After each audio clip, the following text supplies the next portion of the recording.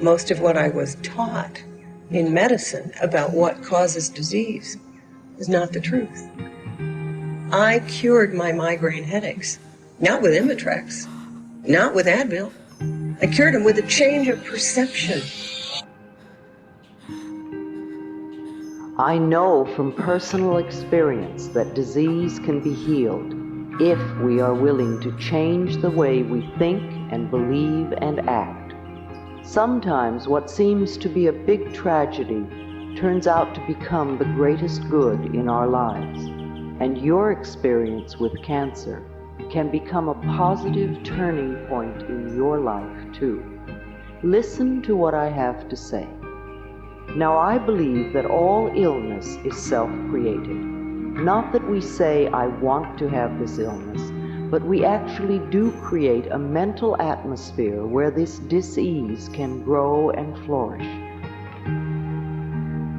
I heard a physician from New York say on television a few weeks ago that if the surgeon operates on a patient without doing something to help them change the cause of the disease, then all the doctors were doing was prolonging the life of the patient until they could create another disease. It is my belief that we are each 100% responsible for every experience in our lives, the best and the worst. We all create our experiences by the thoughts we think and the words we speak. The universe totally supports us in every thought we choose to think and believe.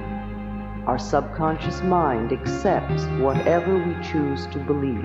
You can say it either way. They both mean that what I believe about myself and about life becomes true for me, and what you choose to think about yourself and about life becomes true for you. And we have unlimited choices about what we can think. The body, like everything else in life, is a mirror of our inner thoughts and beliefs. The body is always talking to us if we will only take the time to listen. Every cell responds to every single thought you think and every word you speak. Continuous modes of thinking and speaking produce body behaviors and postures and eases or dis-eases. The person who has a permanently scowling face did not produce that by having joyous, loving thoughts. Older people's faces show so clearly a lifetime of inner dialogue. How will you look when you are elderly? You see, it is my belief that it is our birthright to be totally healthy and totally fulfilled in every area of our lives. I want to help you claim this birthright now. Some of the things I will suggest to you may sound very simplistic. However, these ideas have been tried many times with great success. They really do work. Please use these suggestions in addition to the work you may be doing with a doctor or other health professional. It will be helpful to you both. Take a nice deep breath, and if possible, allow yourself to be in a comfortable position while you listen to this tape. Just let these ideas wash over you.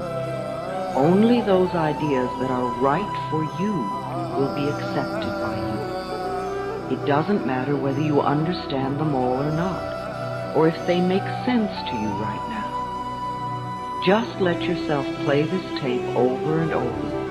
Even if you are not actually listening to the words, your subconscious mind will hear and record whatever you need. I believe that all illness is self-created. Not that we say, I want to have this illness, but we create a mental atmosphere where this disease can grow and flourish.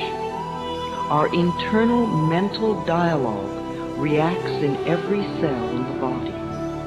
I heard a physician say recently, if the surgeon operates on a patient without doing something to help them change the cause of the disease, then all the doctor is doing is prolonging the life of the patient until the patient can create another disease. You see, we need to do more than just treat the symptom. We need to eliminate the cause of the disease. And for that, we need to go within ourselves where the process of illness began. It is my belief that we are each 100% responsible for every experience in our lives, the best and the worst. We all create our experiences by the thoughts we think and the words we speak. The universe totally supports our inner dialogue. Our subconscious mind accepts as truth whatever we choose to believe. You can say it either way. They both mean that what I believe about myself and about life becomes true for me. What you choose to think about yourself and about life becomes true for you. And we have unlimited choices about what we can think. Your current internal dialogue is creating tomorrow, next week, next month, next year, etc. Notice what you are thinking at this moment. Do you want this thought to be creating your future?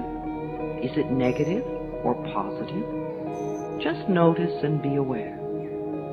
I am not trying to create guilt for anyone, nor to make anyone wrong. I am making us aware of what is going on inside of us. Many of us who create illness and disease are in fact totally out of touch with what is going on in our minds and in our bodies. We only notice our bodies when we become ill or are in pain. If we do not know what is going on inside of us, how can we ever change? No matter what the problem is, the only thing we are ever dealing with is a thought, and a thought can be changed. All our experiences are just outer effects of our inner dialogue. We can refuse to think certain thoughts.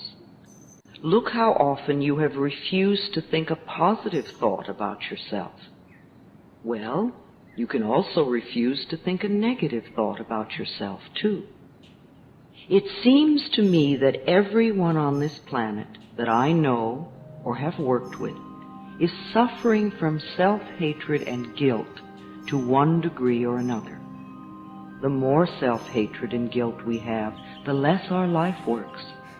We find we have an inability to speak up for ourselves, and we are always trying to please others. Or we may be angry and explosive all the time. The less self-hatred and guilt we have, the better our lives work on all levels. This includes the health of the body, too. It has been my experience that the very bottom line for everyone I have worked with is always, I'm not good enough. And we often add to this, I don't do enough, or I don't deserve. Does this sound like you? Always saying or implying or feeling that you are not good enough? But for whom? And according to whose standards?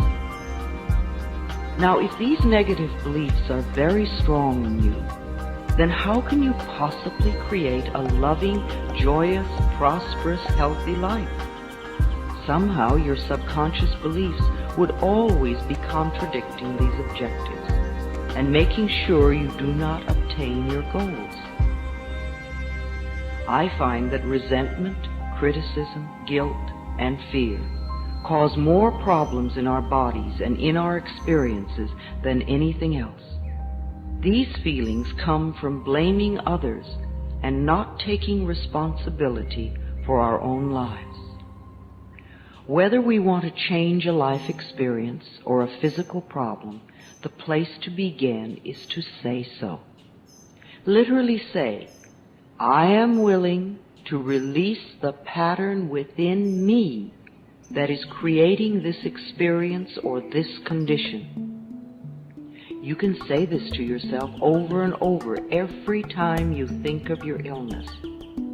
Say this with me now.